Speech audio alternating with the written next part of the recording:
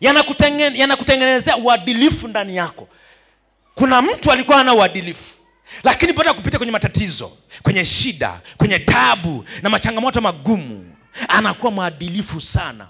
Uadilifu haufundishwi darasani tu ndugu zangu na Biblia na neno la Mungu. Uadilifu unafundishwa kwenye mambo mabaya, matatizo mabaya, changamoto ngumu, vitu vigumu. Yaani unapita pale ndani, unakuwa mwadilifu kiasi kwamba watu wanasema huyu mtu jamani, natamani mtoto wangu angekuwa kama fulani. Natamani mume wangu angekuwa kama mume wa fulani. Natamani mke wangu angekuwa kama mke wa fulani. Ndugu zangu, wameshatengenezwa, wamekuwa waadilifu. Sikiliza, kuna mtu anielewi.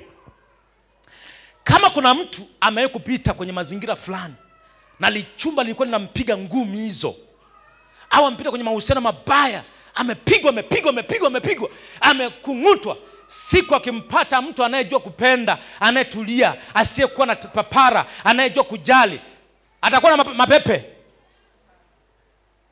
Atakuwa na mapepe. Sana tulia. Ndio uadilifu, yanakutengeneza kuwa mwadilifu ndani yako. Mtu ambaye amekosa kazi miaka 10 anapambana kutafuta kazi, siku akiipata anakuwa mwadilifu sana. Wafanyakazi wote waadilifu ofisini, fuatilia maisha yao. Siongee vitu vigumu. Hebu niambieni, mnaonaje watoto wa matajiri wanavyokuwa na vituko vingi?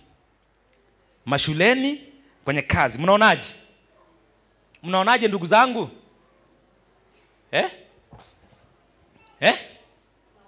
Si mnaona? Mnaonaje na watoto wetu ambao wametoka kwenye imani, wanavyocheza na imani ya Kristo? Mnaonaje? Mnaona?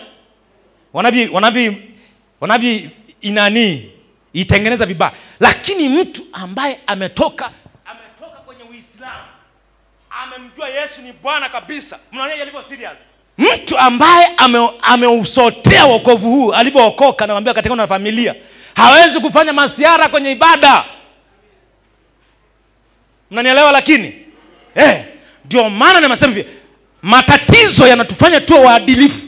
Hawa wanakuwa waadilifu kwenye ibada kwa sababu wamejua wokovu wameupata kwa gharama gani.